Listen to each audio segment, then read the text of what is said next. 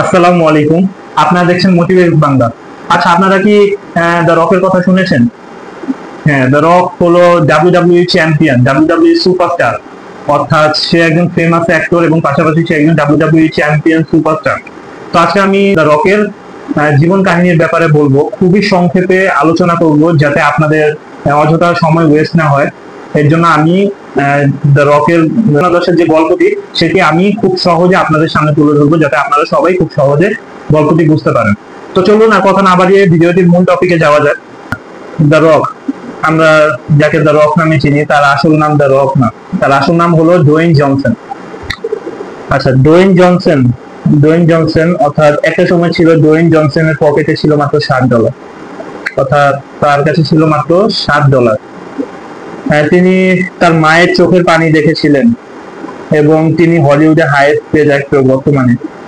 অর্থাৎ Dwayne Johnson ছোটবেলায় খুব দারিদ্র্যের মধ্যে বড় হয়েছেন, যার জন্য সে দারিদ্র্যের কষ্টটা খুব ভালোভাবে বুঝতেন।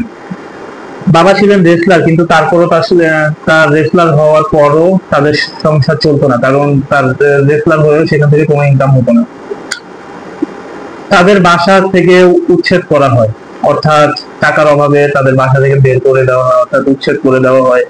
এক সময় খাবার কেনার টাকাও ছিল না ডোয়েন জনসনের পরিবারের কাছে। 1995 সালে কানাডা থেকে আমেরিকায় ফেরেন মাত্র $60 নিয়ে। অর্থাৎ কানাডা থেকে আমেরিকায় যান মাত্র $60 নিয়ে, এছাড়া তার কাছে আর কোনো টাকা পয়সা ছিল না। সেই কারণে সে নিজের কোম্পানির নাম দেয় সেভেন বাকস প্রোডাকশন। তিনি ভেবেছিলেন ফুটবলার হবেন, কিন্তু ফুটবলের যে বাছাইকরণ প্রক্রিয়া তার মধ্যে সে বাদ হয়ে যান, অর্থাৎ তাকে নেওয়া হয় না, সে বাদ পড়ে যান। তারপর তিনি তার বাবার রেসলিং এ যোগ দেন, অর্থাৎ তার বাবার রেসলিং এ তিনি নাম লেখান। ডাব্লিউডাব্লিউই তে দ্য রক নাম নিয়ে সবাইকে তাক লাগিয়ে দেন তিনি, অর্থাৎ তিনি খুবই অল্প সময়ে দ্য রক নাম খুবই ফেমাস করে তোলেন। তার মুখের কথা, শরীরে আত্মবিশ্বাস হয়ে যায় কোটি কোটি মানুষের অনুপ্রেরণা, মোটিভেশন, এবং অনেক মানুষ তাকে ফলো করতে শুরু করেন। তারপর ধীরে ধীরে তিনি হলিউডে ঢুকে পড়েন, অর্থাৎ তিনি তো অলরেডি ডাব্লিউডাব্লিউই তে খুবই জনপ্রিয় একটি রেসলার হয়ে যান। পরবর্তীতে তিনি আবার হলিউডেও যোগ দেন। তারপর হলিউডে ঢুকে তিনি fast and furious, Jumanji, black Adam সব সিনেমায় সুপার হিট। অর্থাৎ অর্থাৎ fast and furious, Jumanji, black Adam এর ধরনের ছবিগুলো সুপার হিট হয়। এর ফলে তিনি এক বছরের মধ্যে $300 মিলিয়ন মালিক হয়ে যান। অর্থাৎ তিনি $300 মিলিয়ন মাত্র এক বছরেই আয় করে ফেলেন। ডোয়েন জনসন বলেছিলেন, success isn't always about greatness, it's about consistency.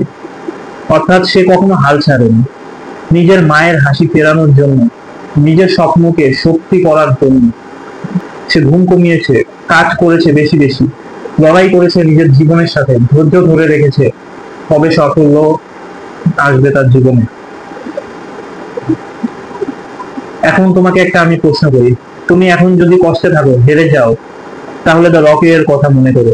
$60 থেকে শুরু করে আজ সে কোটি কোটি মানুষের আদর্শ। যদি ভিডিওটি ভালো লেগে থাকে তাহলে অবশ্যই মোটিভেট চ্যানেলটিকে সাবস্ক্রাইব করবে এবং পাশে থাকা বেল আইকনটি বাজিয়ে দেবে। এবং ভিডিওটি যদি পছন্দ করে থাকে তাহলে অবশ্যই একটি লাইক করে দিবেন, এবং ভিডিওটি পারলে আপনাদের বন্ধু, আত্মীয় স্বজন এদের সাথে শেয়ার করে দিবেন, যেন তারাও এই ভিডিওটি দেখে খুবই মোটিভেটেড হয়। তো পরবর্তী ভিডিও আমি এরকমই মোটিভেটেড একটি গল্প নিয়ে আপনাদের সামনে হাজির হব। তো পরবর্তীতে আপনারা কোন টপিকের উপর ভিডিওটি দেখতে চান সেটি কমেন্ট বক্সে জানিয়ে দেবেন। তো ততক্ষণে ভালো থাকবেন, সুস্থ থাকবেন। আল্লাহ হাফেজ, আসসালামু আলাইকুম।